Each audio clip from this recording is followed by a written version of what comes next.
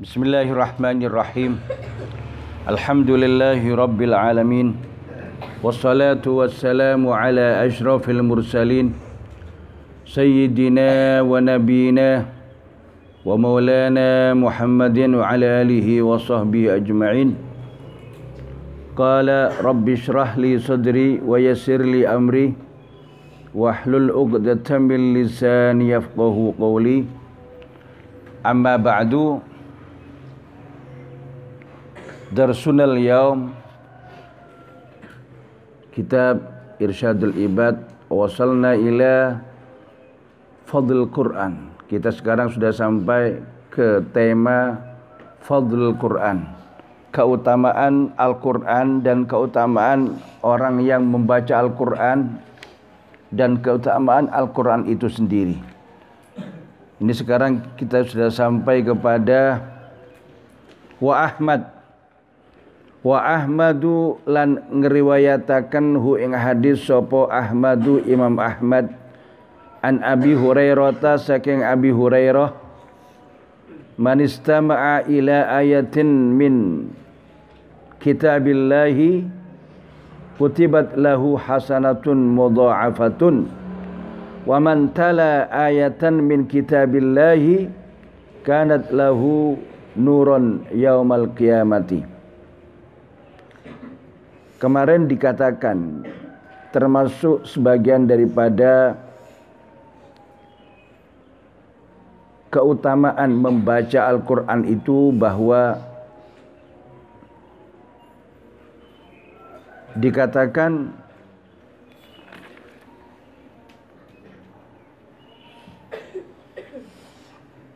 man qara'a harfan min kitabillahi falahu bihi hasanatun wal hasanatu bi asyri amsalihha.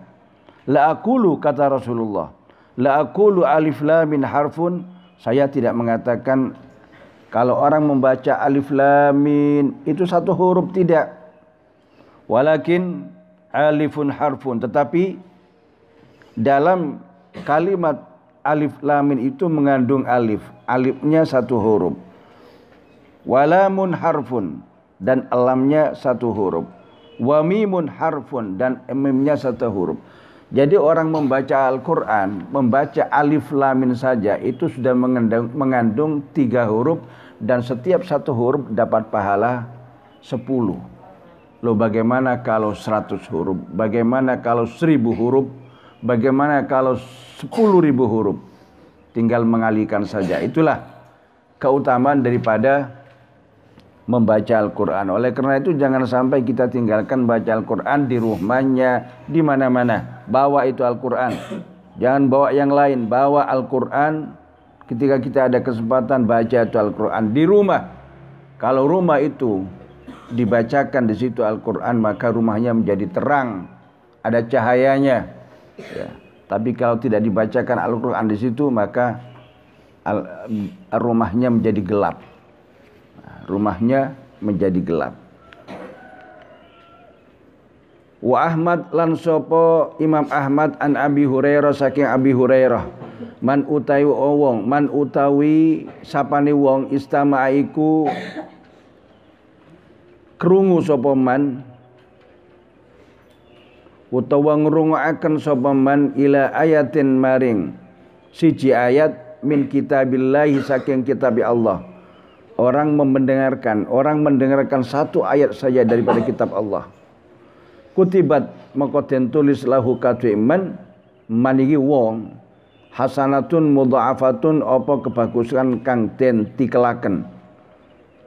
Jadi mendapatkan satu kebaikan yang dilipat gandakan. Lipat gandanya itu ya terserah Allah, bisa sampai beratus-ratus. Waman lan utawi wong taala iku maca sapa man ayatan ing siji ayat min kitabillahi saking kitab Allah, kanat moko ana lahu iku kadue man,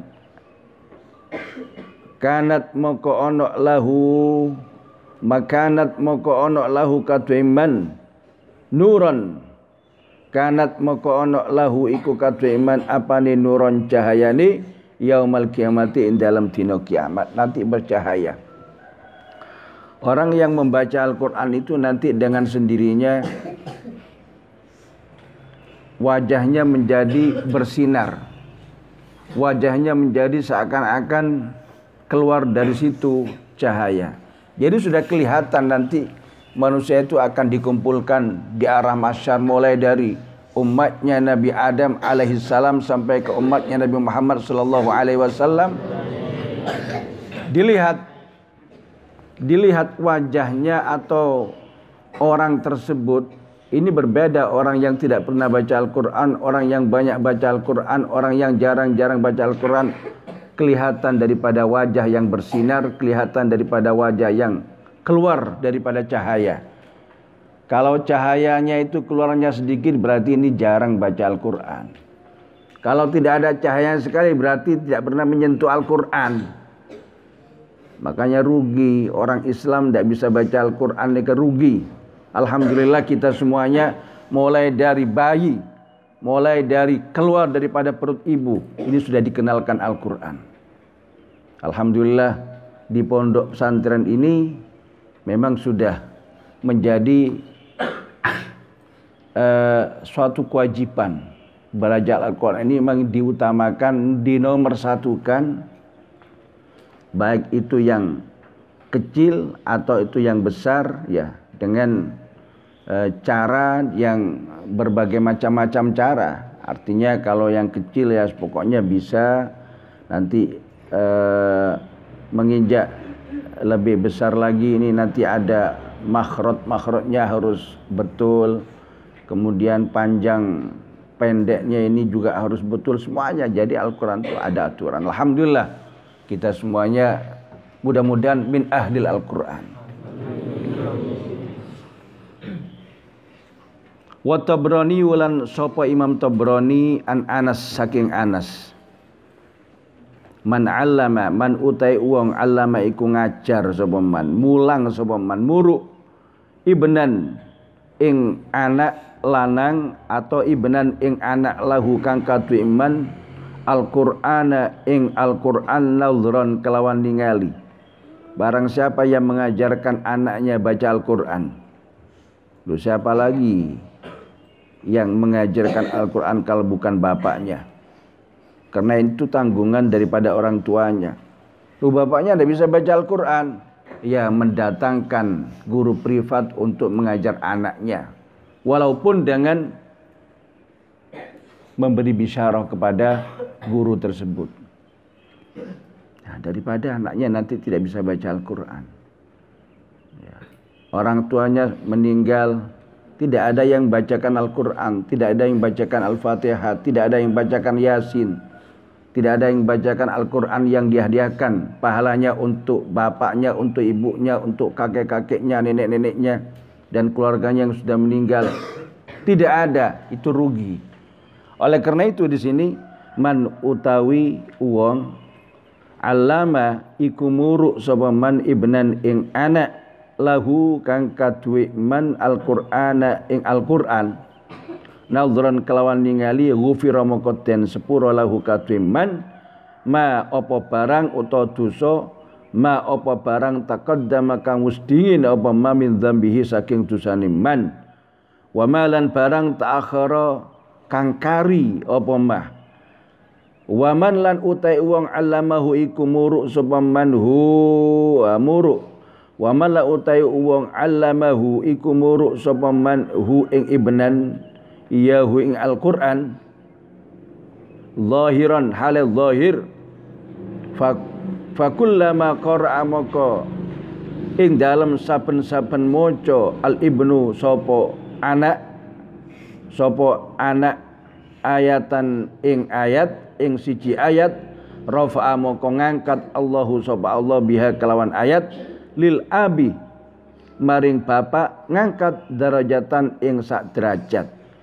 Jadi ayahnya mengajarkan anaknya 1, 2, 3 ayat sampai beberapa ayat, kemudian satu ayat dibaca oleh anak yang sudah diajari tadi itu, maka berarti bacaan daripada anak itu sudah dapat mengangkat ayahnya satu pangkat, satu derajat. Hatta yantahiya sehingga tutuk sapa man ila akhirima hingga akhiri barang ma'ahu kang sertane man minal qur'ani saking Al-Qur'an. Masya Allah. Ini keutamaan daripada orang membaca Al-Quran. Jangan sampai kita ini lalai dengan membaca Al-Quran. Bacalah Al-Quran walaupun beberapa ayat setiap hari. Jadikan bacaan Al-Quran itu wirid. Kalau kamu tidak membaca wirid ini dan itu dan lain sebagainya, jadikan bacaan Al-Quran itu wirid bagi kamu. Terserah kamu, apakah itu surat Al-Baqarah, apakah itu surat Al-Muluk, apakah itu surat Al-Waqiah, apakah itu surat apa saja. Jadikan beberapa ayat atau satu surat daripada Al-Quran untuk dijadikan suatu wiritan. Ya kalau bisa seperti apa yang dilakukan oleh orang-orang salafus salihun. Ini setiap hari mereka itu membaca Al-Quran sampai hatam. Ya tidak hatam 10 hari, mungkin 1 bulan, mungkin 2 bulan, mungkin 3 bulan. Tetapi setiap hari pasti dia membaca Al-Quran walaupun 1 lembar. 1 lembar tapi setiap hari. Lama-lama menjadi hatam. Nanti sudah hatam, baca lagi. Hatam lagi, baca lagi. Ini keutamaan Al-Quran luar biasa. Makanya rugi orang Islam kalau tidak bisa baca Al-Quran, ini rugi. Apalagi anak pondok pesantren yang memang syughulnya, yang memang kegiatan sehari-harinya itu membaca Al-Quran, kemudian tidak bisa baca Al-Quran, ironis. Ya, sangat. Nah, oleh karena itu, yang pertama kali kita tekankan kepada anak-anak kita di pesantren itu adalah Al-Quran. Al-Quran.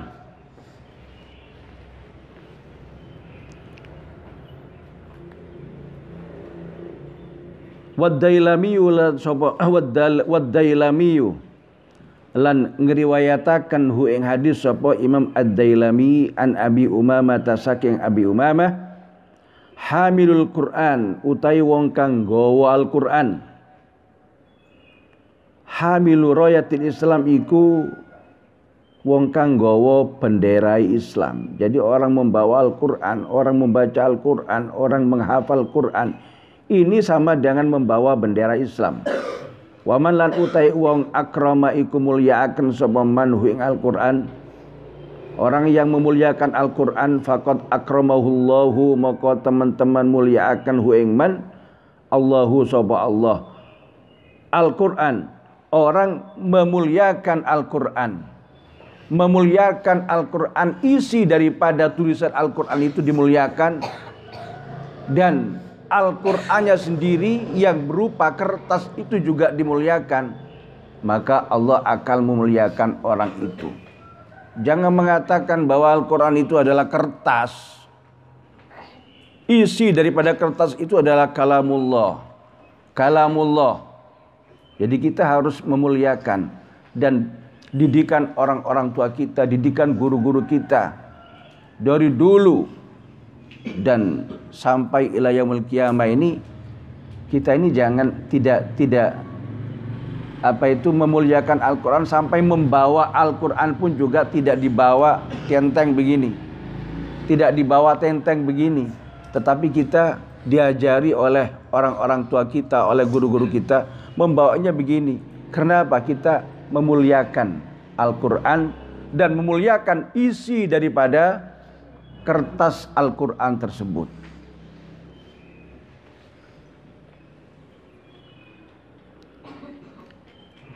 Jadi waman lan utai wong ahana iku ngino sapa manhu ing Al-Qur'an, orang yang menghina Al-Qur'an fa alaihi maka iku ing atase man laknatullahi utawi laknati Allah, akan mendapatkan laknatnya Allah. Kalau sudah mendapatkan laknatnya Allah ya sudah. Orang kalau sudah dapat laknat Allah itu bingung sudah bagaimana. Orang Allah yang marah itu Allah. Yang mempunyai alam semesta ini Allah, yang marah Allah. Bagaimana coba? kamu ada di suatu tempat rumah yang marah itu sambil baiknya, bingung kamu. Wah, ini yang punya alam ini Allah. Yang marah itu Allah kepada orang. Mau kemana? Orang yang sudah milik Allah semuanya. Jadi jangan sampai kita menghina Al-Quran. Alhamdulillah pada pagi hari ini kita juga bertepatan sekarang sampai kepada bulan Rabiul Awal. Bulan Rabiul Awal atau dikatakan oleh masyarakat bulan Maulid. Bulan Maulid adalah bulan di mana pada bulan itu Nabi kita Muhammad sallallahu alaihi wasallam dilahirkan ke bumi ini. Maka di mana-mana orang merayakan serta memperingati hari lahirnya Nabi kita Muhammad. Di mana-mana, di kota, di desa, di pegunungan, di dalam negeri, di luar negeri, di seluruh alam dunia ini memperingati hari lahirnya Nabi Muhammad. Karena apa? Karena kita ini adalah umat Nabi Muhammad. Dan kita ini sangat berterima kasih kepada Nabi Muhammad atas jasa-jasa Nabi Muhammad. Kalau tidak ada Nabi Muhammad, maka tidak ada kita. Kalau tidak ada Nabi Muhammad, maka kita tidak menjadi orang seperti ini. Tidak tahu tentang Islam, tidak tahu tentang Al-Quran, tidak tahu tentang agama. Oleh karena itu, dalam Al-Quran dikatakan kita semua ini sudah hampir masuk ke dalam jurang, lalu diselamatkan oleh Rasulullah Sallallahu Alaihi Wasallam. Oleh karena itu, ya kita memperingati itu ya wajar-wajar saja agar supaya kita itu tahu tentang sejarah Nabi, mulai dari kecil sampai wafatnya. Lalu bagaimana orang dikatakan cinta, bagaimana orang dikatakan senang, dikatakan sayang kepada seorang kalau tidak tahu sejarah. Ya. Sejarahnya tidak tahu. Orang disuruh sayang kepada seorang, orang disuruh cinta kepada seorang, tapi dia tidak tahu kepada sejarah orang itu bagaimana. Tidak tahu. Lalu bagaimana akan dikatakan cinta? Bagaimana akan dikatakan sayang kalau tidak tahu? Oleh karena itu, peringatan lahirnya Nabi Muhammad itu adalah membacakan sejarah. Mulai dari lahirnya Nabi, biografi Nabi, ya, kemudian tingkah laku Nabi, kemudian kesehari-harian Nabi, sampai wafatnya Nabi, agar supaya Nabi itu menjadi contoh bagi kita. Menjadi contoh uswatun hasanah.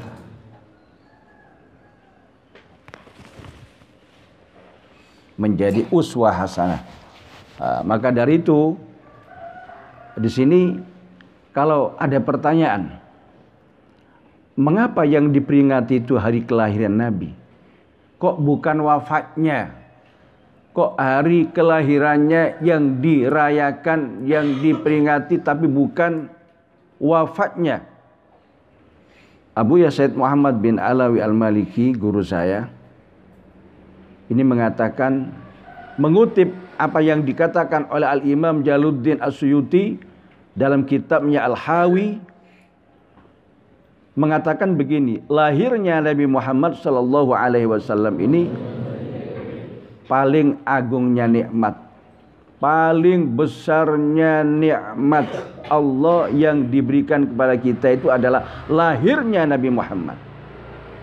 Sedang wafatnya itu merupakan suatu musibah yang paling besar bagi kita. Wafatnya merupakan suatu yang paling besar, duka, musibah yang paling besar bagi kita. Jadi tidak perlu dirayakan, tidak perlu diperingati, karena itu merupakan suatu musibah. Nah, tapi kalau lahirnya ini memang kita sangat gembira, karena itu merupakan suatu kenikmatan yang luar biasa yang Allah berikan kepada kita. Nah, karena itu syariat mendorong untuk menampakkan syukur atas berbagai nikmat yang Allah berikan kepada kita. dan tidak memerintahkan menyembelih hewan atas kematian. Jadi lahirnya Nabi Muhammad ini membawa berita gembira bagi kita dan berita yang menyedihkan bagi dua kelompok. Berita yang menyedihkan bagi dua kelompok. Lahirnya Nabi Muhammad ini. Apa? Yang pertama adalah iblis. Karena dianggap penghalang misi. Dia yang busuk. Nabi Muhammad ini dianggap suatu orang yang menghalangi misinya. Misi yang busuk itu. Ini iblis. Iblis tidak suka dengan lahirnya Nabi Muhammad. Yang kedua, Yahudi. Orang Yahudi ini memang sudah tidak suka. Sebetulnya ada pada kitab mereka itu bahwa nanti di akhir zaman itu ada Nabi yang dilahirkan namanya Muhammad, namanya Ahmad. Tetapi ketika Nabi dilahirkan, mereka merasa keberatan. Mereka merasa keberatan karena Nabi itu dari golongan orang Arab. Ya. Kalau seperti Nabi Musa alaihissalam, ini dari bangsa Israel. Banyak daripada nabi yang lain dari bangsa Israel. Tapi Nabi Muhammad dari bangsa Arab. Oleh karena itu mereka tidak mau. Sebetulnya dalam kitab mereka sudah ada. Tinggal menguatkan saja. Tapi itulah ketidakbaikan mereka orang Yahudi itu. Jadi orang Yahudi dengan lahirnya Nabi Muhammad ini sangat sedih, menyusahkan mereka, bingung, galau, panik dan lain sebagainya. Nah itu Al-Imam Hafidz Ibnu Katsir berkata dalam kitabnya Al-Bidayah wan Nihayah bahwa iblis itu menangis 4 kali. Ya. Di dunia ini iblis menangis 4 kali. Hanya 4 kali. Kalau kamu menangis berkali-kali. Ya. Tidak ketemu kalinya. Tidak punya uang nangis. Lapar nangis. Sakit nangis. Jatuh nangis. Iblis selama di dunia ini nangisnya cuma 4 kali. Ya. Yang pertama, ketika dilaknat oleh Allah. Iblis ini sudah langsung mendapatkan laknat daripada Allah. Menangis. Yang kedua, ketika diusir dari surga. Ya, berarti iblis ini sudah pernah masuk surga. Kalau kita tidak masuk surga, kalah dengan iblis. Tidak tahu surga. Jadi ketika diusir dari surga, iblis menangis. Yang ketiga, ketika diturunkan surat Al-Fatihah. Ketika Al-Fatihah, surat Al-Fatihah diturunkan, maka dia menangis. Yang keempat, ketika Nabi dilahirkan. Ketika Nabi dilahirkan. Oleh karena itu, kita sebagai umat Nabi Muhammad sallallahu alaihi wasallam, maka hendaknya kita pada bulan Rabiul Awal ini insyaallah khusus pondok pesantren Sabilun Najah, anak-anak santri baik laki atau perempuan ini mengadakan haflah ihtifal zikra Maulidir Rasul sallallahu alaihi wasallam.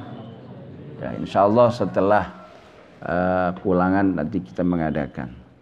Ya, mudah-mudahan dengan adanya kita mengadakan zikra Maulidir Rasul ini mendapatkan barokah daripada beliau Nabi Muhammad dan mendapatkan syafaat daripada Rasulullah sallallahu alaihi wasallam, sehingga kita semuanya termasuk, mudah-mudahan kita semuanya termasuk sabda Nabi, man ahabbani kana ma'i fil jannah.